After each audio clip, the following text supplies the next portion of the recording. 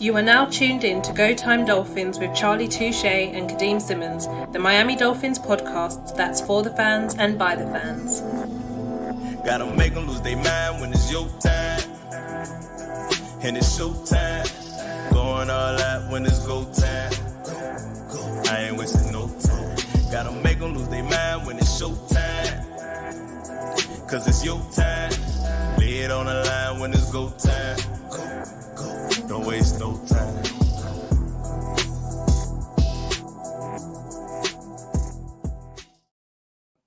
We are back with so much to discuss, Charlie. It seems like in the 4 years we've been doing this, the Dolphins seem to hire someone out of the blue every single offseason. We never see it coming, although I kind of saw the Vic Fangio one coming. But we'll get into all of that later. Before we dive into anything, thanks for joining us as always. Make sure you leave a like on the video, comment, subscribe to the channel if you haven't already. Give us a follow on the socials, Twitter, Instagram, TikTok, all the good stuff. And if you're feeling generous, then subscribe over on Patreon /Go Time Dolphins. But as I said, Charlie, how are you? It's Go Time Dolphins, the Miami Dolphins podcast that goes not only across the pond, but across the world. I'm your boy, Charlie Touche. Got my co-host, Kadeem Simmons, with me. It's always for the fans and by the fans. Your favorite podcast. Kadeem, the setting is the same. I am still out of town, not where I want to be, and it is cold up here, bro. So I still got on my winter gear, actually. Do you have on your winter gear because you just got into a fight with a creature of some kind? Chill. You know what I'm saying? Like, where the rest of my stuff? I still got some more winter gear over here. You know, I'll be masked up. You know what I'm saying? But now, man, Kadeem, this is where we at. We'll get into the Chiefs versus Baltimore and Detroit versus San Fran and stuff like that. But it's Go Time Dolphins right now, bro. The Miami Dolphins part ways. I was about to say fire Vic Fangio. They part ways with Vic Fangio, and we're gonna dissect it a little bit. What did you make of it, Kadeem?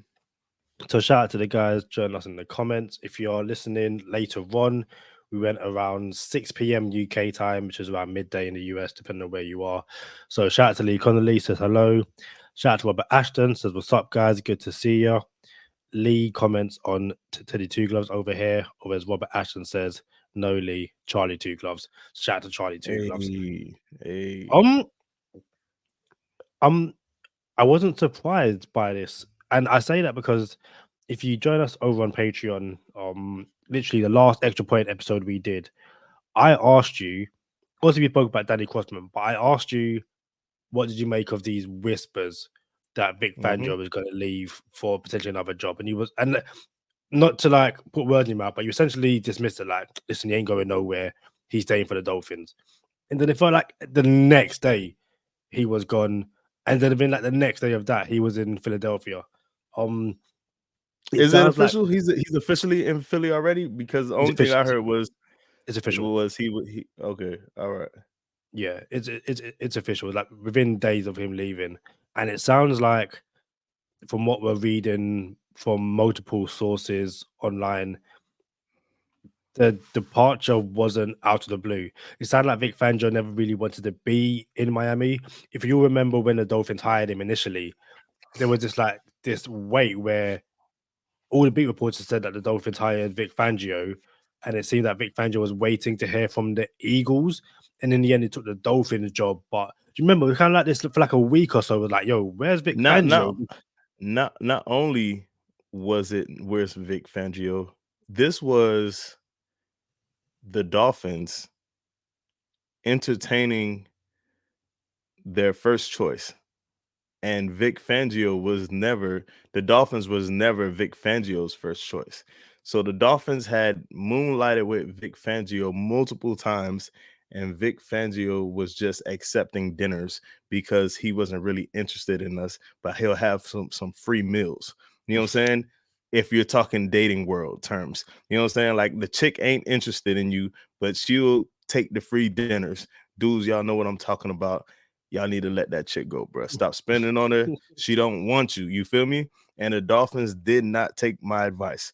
So what did they get? They got a version of Vic Fangio, apparently, that was uninterested in Miami. So what you were saying, how it was official breaking news. A lot of platforms and social media sites were welcome to Miami Vic Fangio, but then a couple days it wasn't official, and then it was like, yo, what's going on here? You know what I'm saying? And it was just room for movement, and then it was, he said he's coming, and he said it'll be official next week, and there was some he was talking to Philly and all this other good stuff. So yeah, it was very apparent. I won't say it's clear, but it was apparent that Fangio wasn't 100% in on Miami. And then he got to Miami. And for a while, the first few games of the season, it was, this is what we waited for? Like, this is the Vic Fangio defense that we waited for? And then it turned out to be, well, the defense is better than the offense. For a string of the season, the defense was the prize of the Miami Dolphins. And then the wheels kind of came apart. You lost 6 starters on defense. The offense lost 2 receivers and that were shells of themselves. And then the wheels finally fell off, and you can't play a team like the Kansas City Chiefs with championship pedigree, which we'll get into, and then expect to win like that. Next thing you know, Vic Fangio is apparently in Philadelphia, where he wanted to be, where she was already talking to that dude, and was probably talking to that dude while he was with you. But y'all didn't want to see the signs. You feel me? So that's where we at. It's weird as well because you kind of watch Hard Knocks and you see the players talk about Vic Fangio, and you get the impression that he was well liked, well respected. Throughout the season, there was a few questionable things that Vic Fangio was doing, like so shout out to Lee Connolly, says he wanted Philly instead of us, combined with he had no say on personnel. He then said some players did not wait long to post feelings, Holland and Smith especially. And yeah, so friend of the podcast, Javon Holland, recorded and sent and posted a video online of him kicking rocks. And at first I was like, is he angry with the Dolphins? But no, it turns out he was glad to see the back of Vic Fangio. Shout out to friend of the podcast, Javon Holland. Always willing to say what he feels on social media, has like no filter, and I love him for that. But throughout the season, especially, hold up, but even still, and allegedly, Javon Holland's dad allegedly posted something on social media as well, saying, "Yeah, everyone wants the iPhone. iPhones are cool, but they don't want the first generation iPhone." And a lot of people speculated that was on Vic Fangio and not making the adjustments that he should have made, allegedly. You know what I'm saying? So it was I know you knows in social media without having to say any names. So when you see in front of the podcast literally have a bunch of rocks in his hand and kick them, it was a bit telling. So that's where we are now. But go ahead, Kadeem. Well, shout out to Cap for life. He says, gentlemen, as does What up, Keith. Cap? So he says, good evening, gents and chat. So Cap What up, says, Keith? I'm confused. How can one kick rocks when one is hyping up the coach on HBO and Hard Knocks? And I think to that, it's as a player, as an employee, regardless of job, you might not like your boss, but you're not really gonna badmouth him, especially for the entire world to see. Like, you might have a conversation in private. Like I might say to Sherwan Steve, you know what? I don't think Charlie's the best host to Go Time Dolphins. But I'm not going to come on Go Time Dolphins like, hey, I think Charlie's trash. I'm not going to do that. So I don't expect friend of the podcast, Javon Holland, or any Dolphins player to come out publicly and say, no, I don't like the coach. We saw it throughout the Brian Flores era in Miami, where Tua didn't say a single bad word about Brian Flores, but we all knew how he felt. Like, same way Brian Flores didn't like Tua, we all knew how he felt. So, yeah, and I think very quickly, because Lee mentioned Cam Smith. Once Jalen Ramsey went down in preseason, everyone was like, well, hey, Cam Smith step up. He had a great preseason. This is it. Probably don't want to have to play him straight away, but you kind of have no issue right now. But we saw Eli Apple all season. And regardless of what you think about the scheme, all of that kind of stuff, most people will look at Eli Apple's tape and go, he didn't play that well. And yet Cam Smith just could not get it looking. And it seems that they fell out during preseason for whatever reason. And Cam Smith just had no way of getting back into the team, which I don't care if you're a 10-year vet or a 50-year vet. That's really petty and silly, in my opinion, to essentially not play a player who could help you over a personal disagreement months ago. But what do you think? Hold on, Kadeem. So you think Cam Smith didn't play because Vic Fangio didn't let him play? Is that what I'm hearing you say? That's what I've been reading from various different. And again, you know how I feel about sources. But it could be true. We don't know. It could be true. I am just of the belief, if I am a coach, it don't matter 5 years or 50 years. If I am a coach, I just want players that will help me win. That's all I'm thinking. Now, there is a Brian Flores conversation to be had about that somewhere, but we won't do that right now. So he's a DC. It's not like he was the you know what? Maybe we could dip the sauce in the little Brian Flores conversation with comparing it to Vic Fangio. And Flores probably thought he was safe as a head coach that had exceeded expectations for two years, almost came out with a playoff win and stuff like that. So he probably thought he had more rope than what he actually had. So if he wanted to maneuver some players or leverage some players, he probably thought he could do it. Fangio, on the other hand, is a DC. He's always auditioning for another job every play, every game. I don't know that a DC would shoot himself in the foot and have Eli Rotten Apple on the field every single game. I can't imagine that that's a real thing. You know what I'm saying? So that's a pretty tough allegation if someone is literally choosing Eli Apple over what I like to be a potential rookie of the year in Cam Smith, but didn't even play. I don't want to say didn't play a snap, but didn't play significant snaps. But then very quickly, so and obviously we don't know this. Again, it's hearsay. It's we'll never really know unless either party speaks. Back end of the season, Dolphins essentially have no defensive ends. They're all injured. And friend of the podcast, Emmanuel Ogba, doesn't even dress his. Now, again, that's probably above Vic Fangio's pay grade, but you would like to think at the very least, Vic Fangio has enough sway as a coach to be like, hey, I don't want this guy to dress, or I do want this guy to dress. And again, there's obviously it's once a guy goes, everyone wants to talk. How much do we really know? But it seems that at some point he fell out with Ogba as well, because Ogba's stats weren't horrible. They weren't as good as like a Van Ginkel and stuff like that. And again, to play devil's advocate, Andrew Van Ginkel's agent kind of said that he wants to stay in Miami and want to continue playing under Vic Fangio. Now Vic Fangio is gone.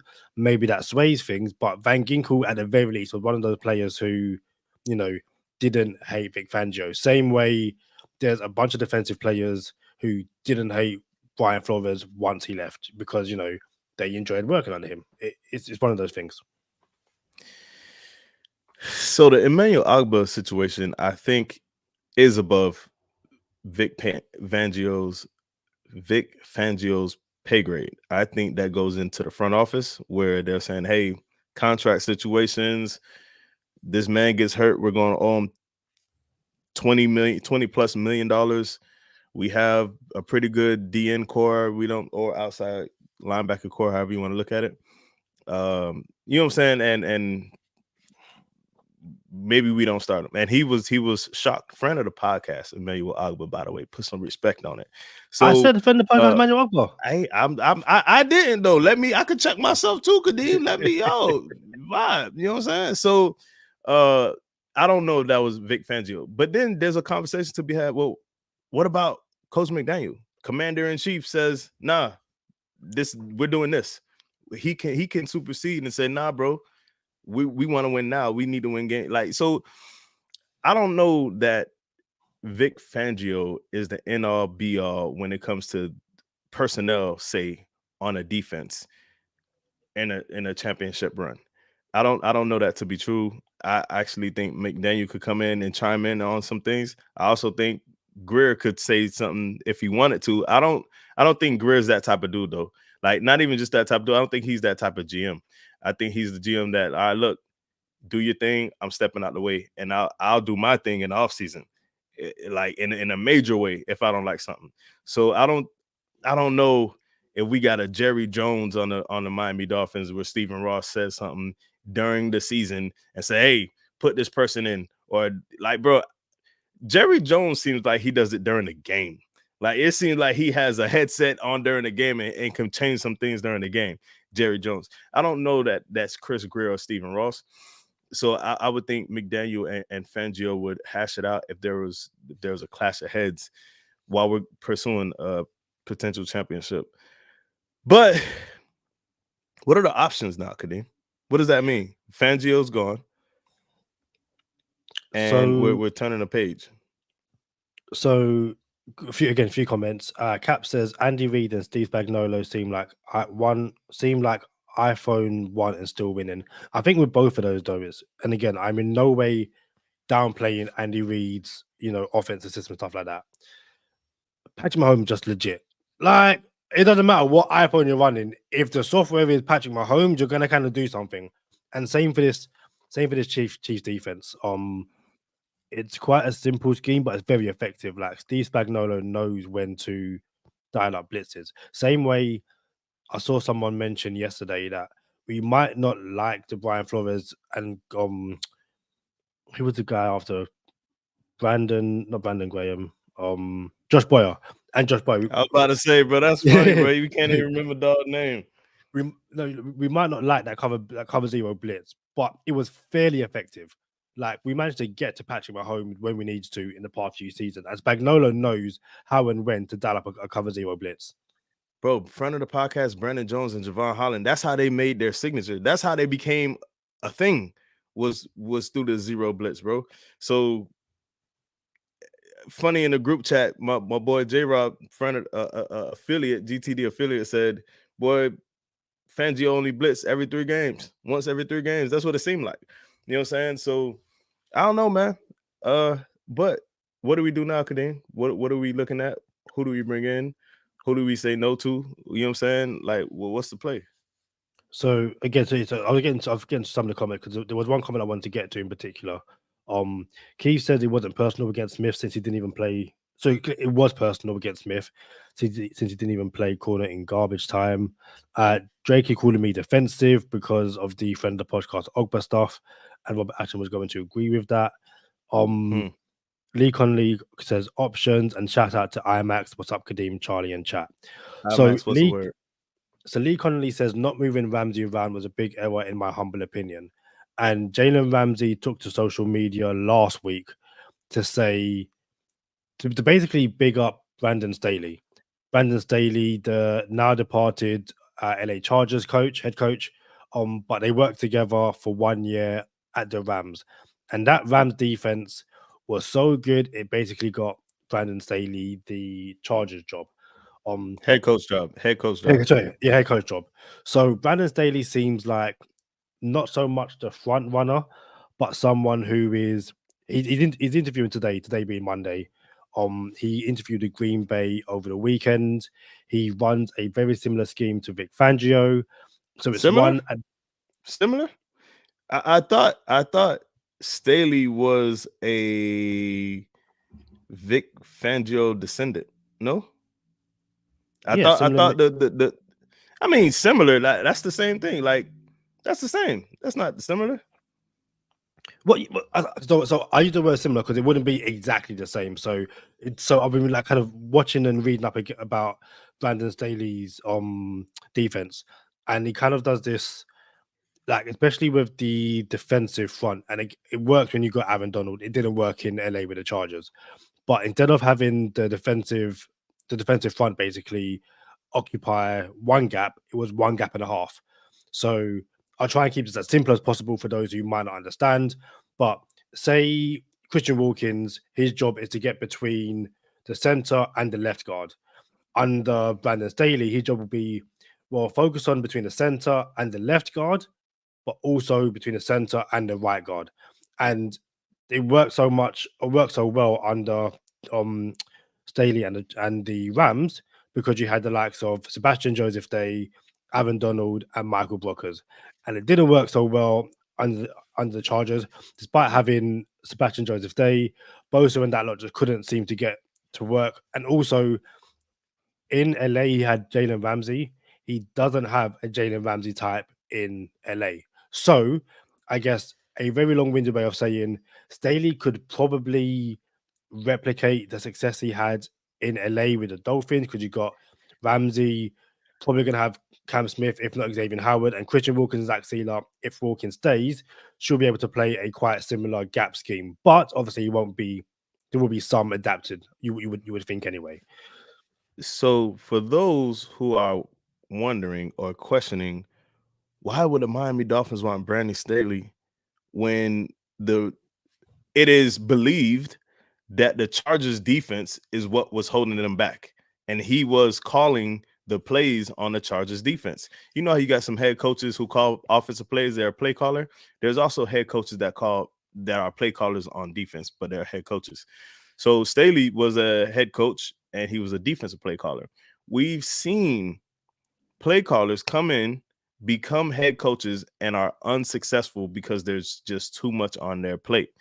Without tipping my hand and showing you if I am for or against bringing in Staley to the Miami Dolphins, I would say in his defense, it could have just been overwhelming. He's a head coach now. He's just not focused on being a DC.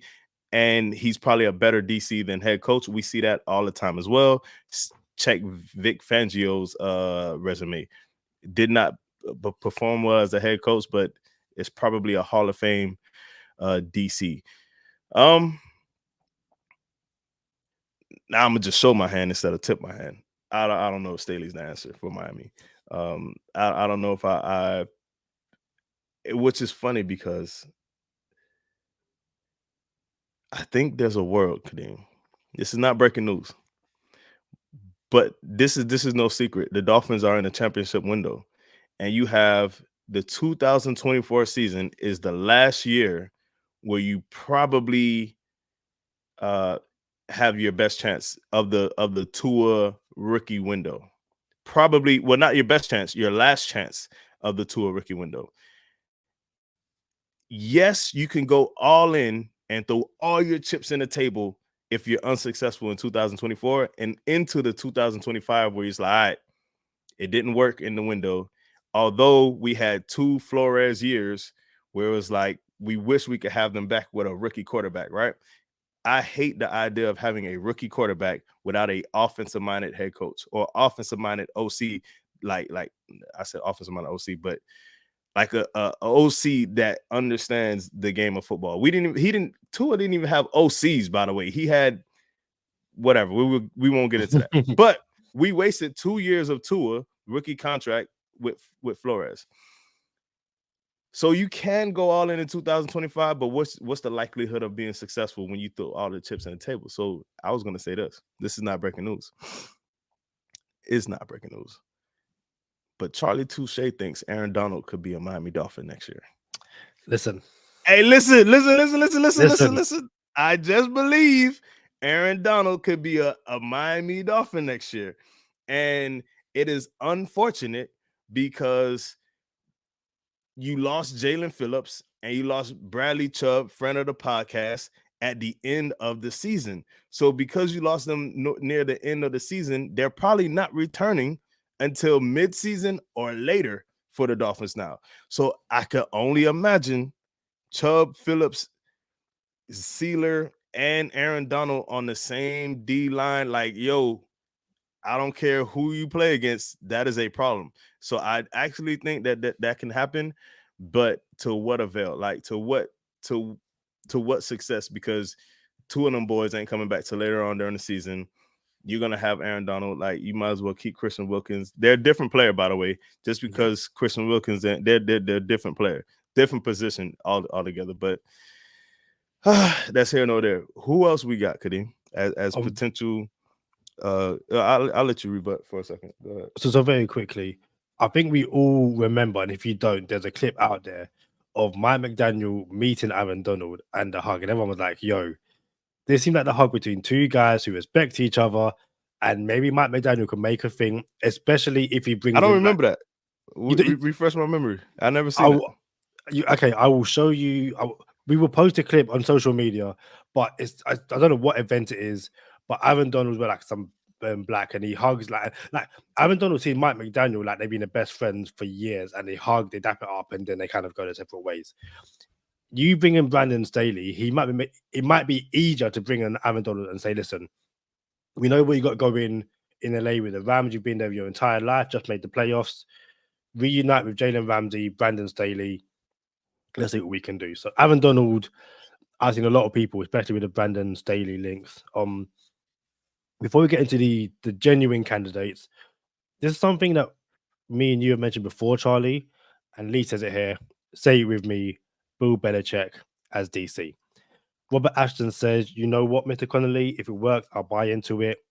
Keith says, can't see Belichick playing second fiddle, especially to this particular coach. Lee then the talks with Rob. It makes sense. He's always going to love the weather. Robert says, semi-retired DC. Drakey said, Belichick surely too risky. Sure, if it works, that's great, but if it doesn't, the Dolphins would become a laughingstock across social media.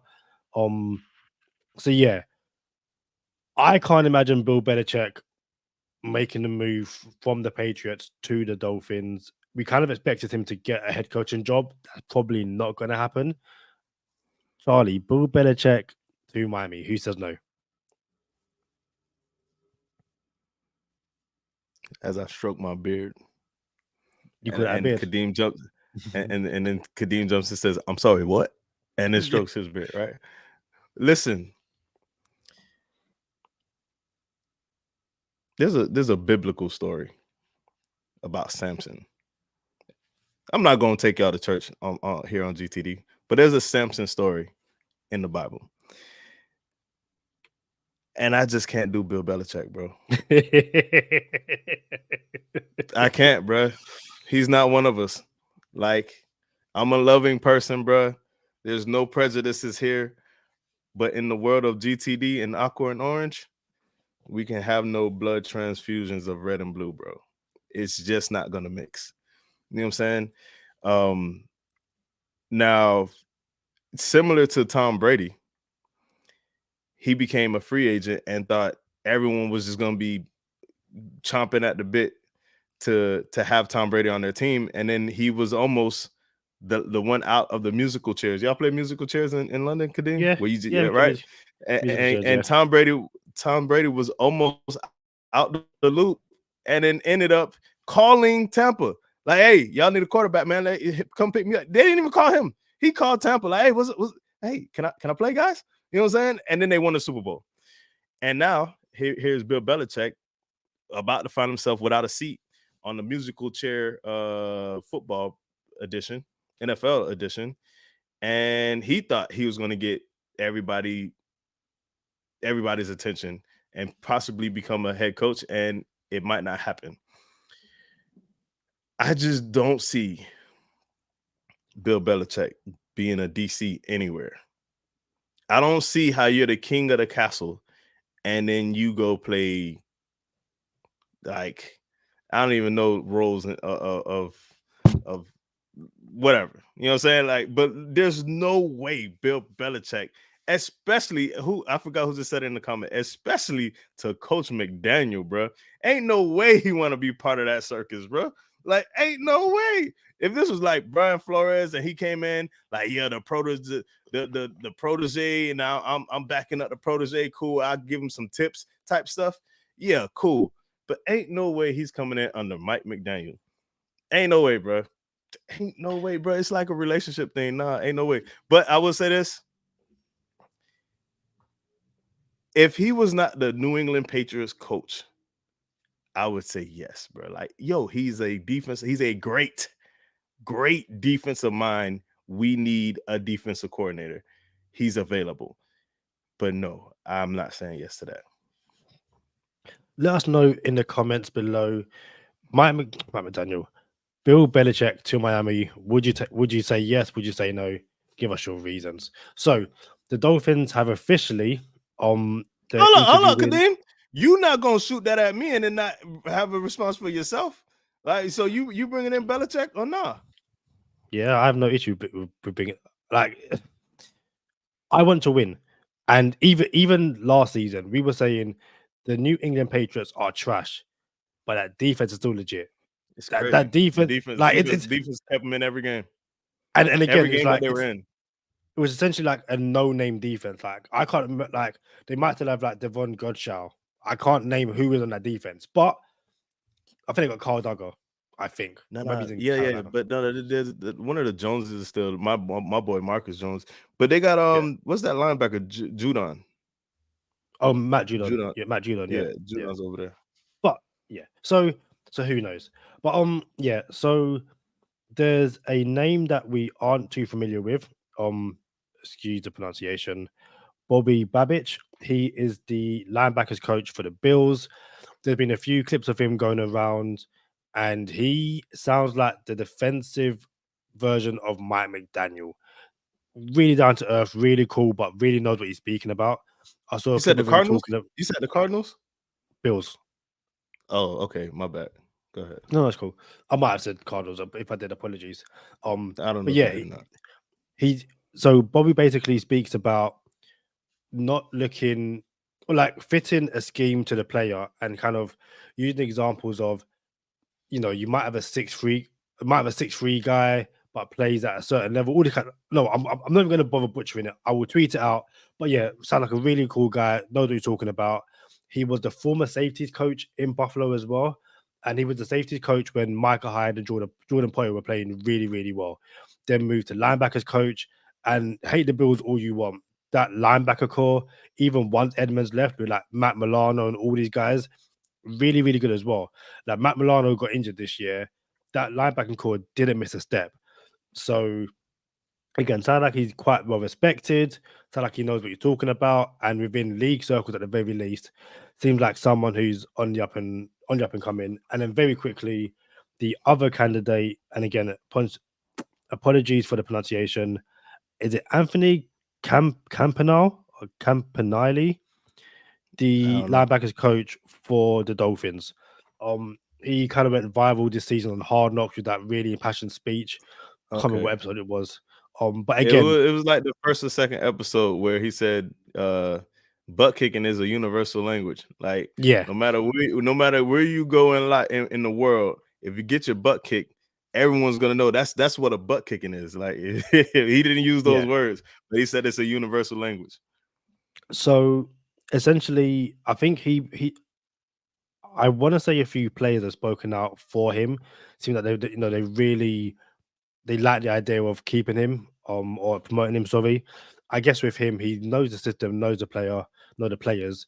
It's probably not too much of a jump in terms of, I'm sure he's got his own playbook of some kind. People like him. And then today we found out that the Dolphins tried to interview defensive coordinator of the Panthers. Is it Elijah Evero? I believe it's Ijaro Ijaro, Evero. yeah. So yeah. Hey, listen, that's a tough name. We could have both butchered it, but Carolina declined us from interviewing him, which is like it's supposed to be like, listen, it's supposed to be universal, like, understood. When someone gets interviewed for a head coach position, you allow them that, like, listen, go ahead, take your opportunity. We're never going to stop you from going upward in the chain, so you can become a head coach and go on and move on to bigger and better things. But when it's a lateral move from DC to DC, those things, I don't want to say tend to be shot down, but they can be shot down without too much pushback, i.e. Coach McDaniel was the run game coordinator for the 49ers before the Miami Dolphins wanted to make him our OC. And what the 49ers did was promote Coach McDaniel to OC for the 49ers, so he didn't get interviewed by us. And 1 year later, he became the Miami Dolphins head coach. So that's what's going on with Everett right now. And he's also Vic Fangio descendant or disciple, I should say. So that's the word I was looking for before. So he's also a Fangio disciple. And I wonder what's up with people with having Fangio, it not working out, but then going to his disciples. I wonder how that, I don't know how that sits.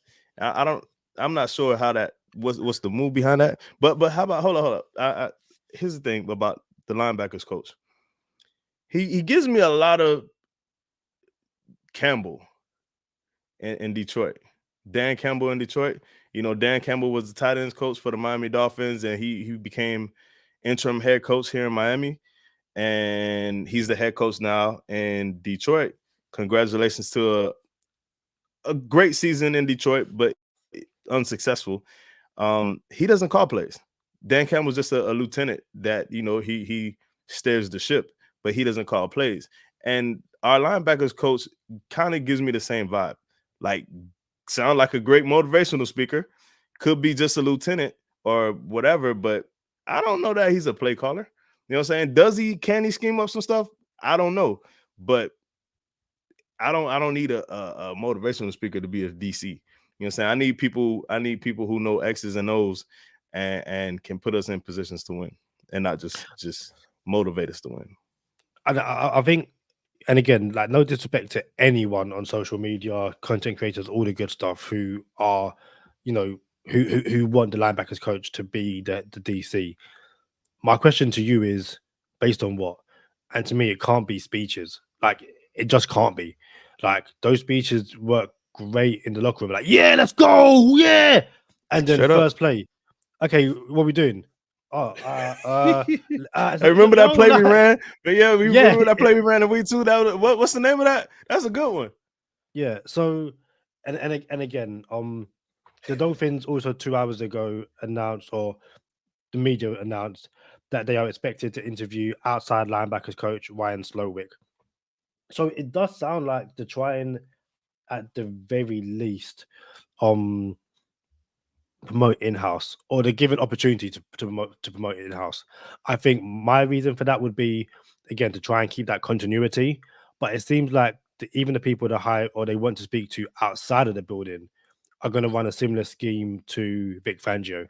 And to answer your question about why bring in Fangio disciples if Fangio didn't work, I think it's because in my opinion, Fangio's defensive scheme worked. It was arguably one of the best in the league, especially post week 8. Before week 8, you go, I'm not too sure. But once Ramsey came back and you saw the way, you know, again, the Bills game, the Chiefs game, we ignore the Ravens game, the Dolphins were in the game. The offense just couldn't get going to capitalize on the way the defense are playing, especially when players start to get injured. So I think if you can bring in someone who can run Vic Fangio's scheme, but essentially allow Jalen Ramsey to cover wide receiver ones when he wants to, and that's not to give Jalen Ramsey the power, but hey, Ramsey should be covering wide receivers ones if we're all honest. And then at the very least, no, sorry, you can say. I ain't gonna lie. Jalen Ramsey, there are players when the game gets really real during the middle of the game, like first, second, third, and in between the lines. I'm not talking about like the season. I'm talking about a single game. And it comes down to it. There are players that say, yo, I don't care what the scheme is. I got number 88 for Dallas. You know what I'm saying? Yo, yeah. I don't care what the scheme is. I got number 14 for Buffalo. Yo, I don't care what the scheme is. Like, yo, you over here this play, Howard. Yo, I'm over here this play, Eli Apple. Like, there's players who do it. And I wanted to see Jalen Ramsey do that and say, I don't care about what the scheme is. And he didn't do it. So there's a respect factor there that I appreciate. Like, he's not just trying to create a mutiny. You know what I'm saying? Like some teams, I forget, there was a mutiny somewhere this year. I can't remember where, but he didn't do that. But I wanted him to. So I hear what you're saying and everything. Did Cam Smith say something? Is that? I think Cam Smith might have tweeted something or put something on social media. I will have a very quick look. See if anyone reported it very, very quickly. But yeah, it's and that's the thing. It's, you know what players are like. Shout out to Dolphins Wire. We'll find it for bonus time if we can't find it right now. No, I found it. I'm just waiting for it to load. While it loads, shout out to the people in the comments as always. Lee Conley, I believe, talking about Belichick. Yes, go DC, no brainer. Defense always good. Then says we will need elite defense if we're going to keep Tua flopping in December. We'll have a Tua conversation down the line. It's always necessary. And then Rob asks, do you think we will keep Eric Studsville or is he off to Titans as the offensive coordinator? Take it easy, bro. Enjoy, do your thing. Best of luck. Yeah, you're not really going to stop him from becoming offensive coordinator. But I think so. What Cam Smith tweeted, it wasn't as blatantly obvious as friend of the podcast, Javon Holland, but he just tweeted a picture of an unlock emoji, and I think that's him saying, no, you know, and that's the thing. It's laughing because it's like, okay, yeah, we get it. You clearly locked up last year, and again, it's. I think we even discussed it, like, yo, why is Cam Smith not even getting garbage minutes? Like, at the very least. And I think we kind of said, was it because that, like, trying to dive and intercept the ball is great in preseason, but when it comes to a game, you miss on that and someone's gone. And all that kind of stuff is cute, but you kind of need to not drill it out of them, but understand that sometimes just make the tackle, just, bat the ball down, don't try to go with interception. But like we said, it got to a point in most fans' opinion, put him on the field because he can't be worse than Eli Apple. Just can't be worse. And very, very quickly, on Ramsey, shadowing number one, it's what Brandon Staley allowed him to do. Brandon Staley didn't even give him safety up. He said, you know what? No one's beating you over the top or anywhere. So it allowed him to rotate coverage and essentially bring one more safety to the other side of the field, not to protect anyone, but to overload a quarterback's mind, and said to Ramsey, you are on an island, but you are so good that it doesn't even matter. So it's something we could see next year.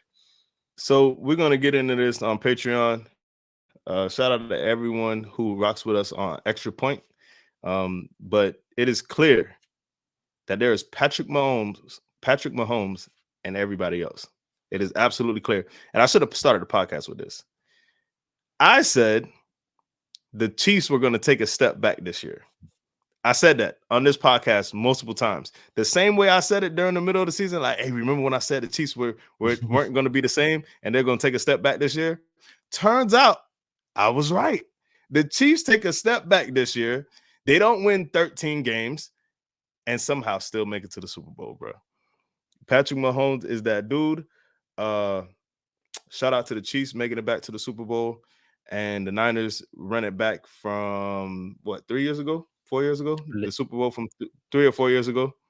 Oh, it was pre-COVID. It was pre-COVID. So it might have been 5. Dean, that's crazy. No, because most of it was there. Oh no, I'll double check. Bro, how many years was that, bro? That might have been 4 to 5 years ago. When was COVID? Oh, 2020. It was 2020. Yeah, it was 2020. So yeah, there we go. And they last played, if Google wants to be nice, 2020. You're right, 2010 to the Chiefs. So look, you got anything before we get into bonus time? Because I'm gonna close this out. Close this out.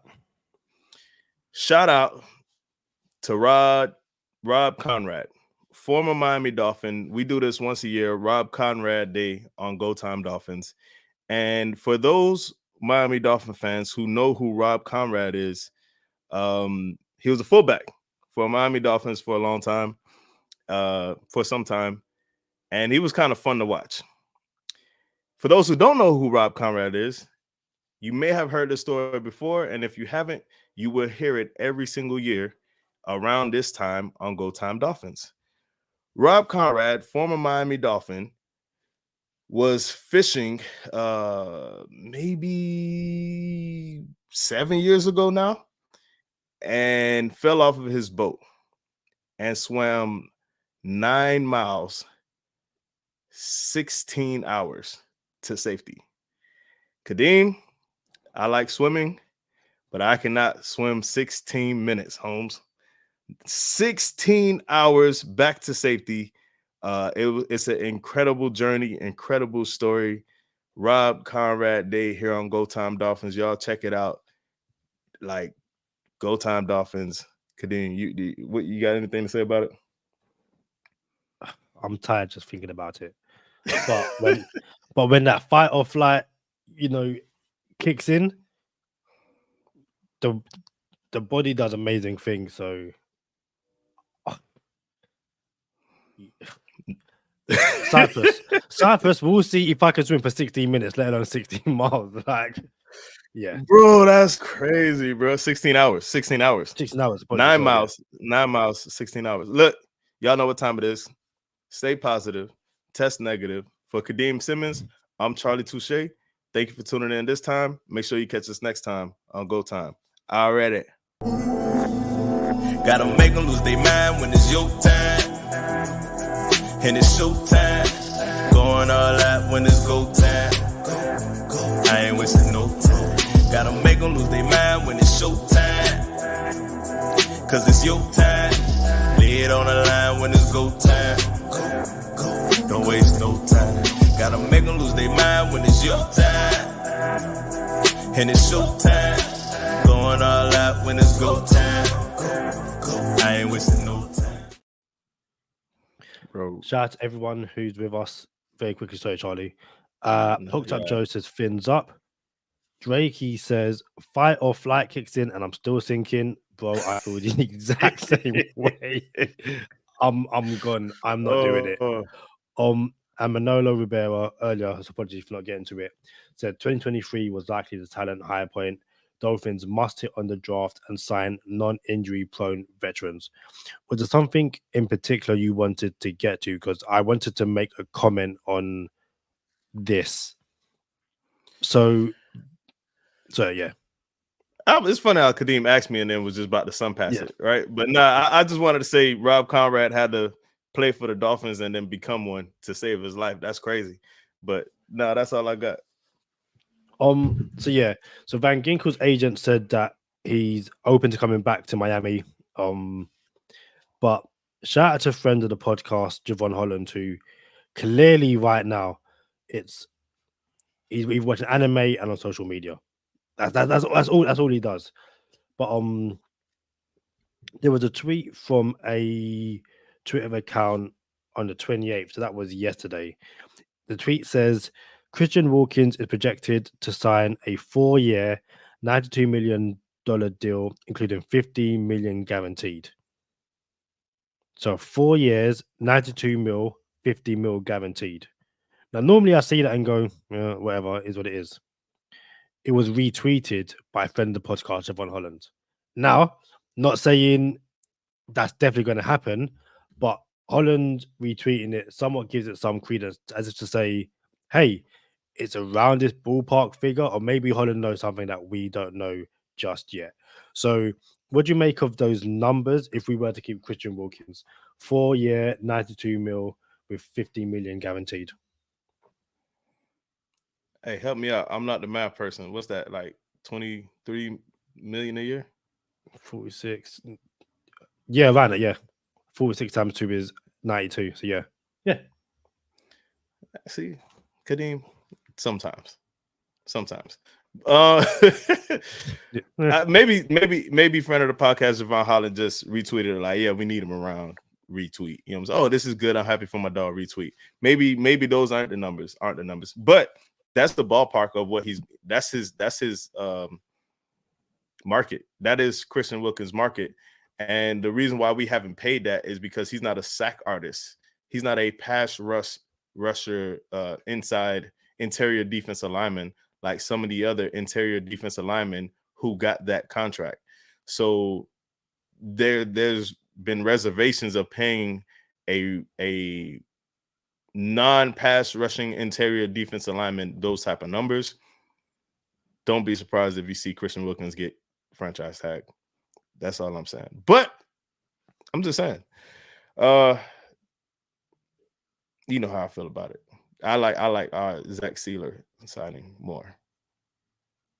I think I've always been a massive fan of Christian Wilkins, and same way people ask Tua to do something. People ask Tua to do something specific at the start of the season.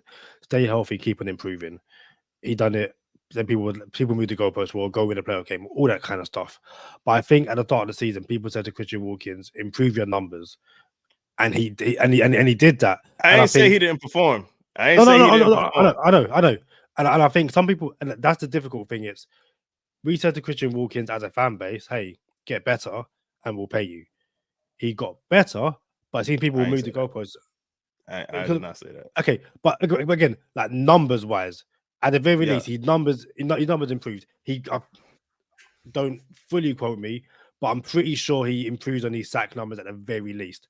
And him and Zach Sealer had very similar numbers in terms of sacks, all that kind of stuff. I think they basically tied, but Sealer had an interception.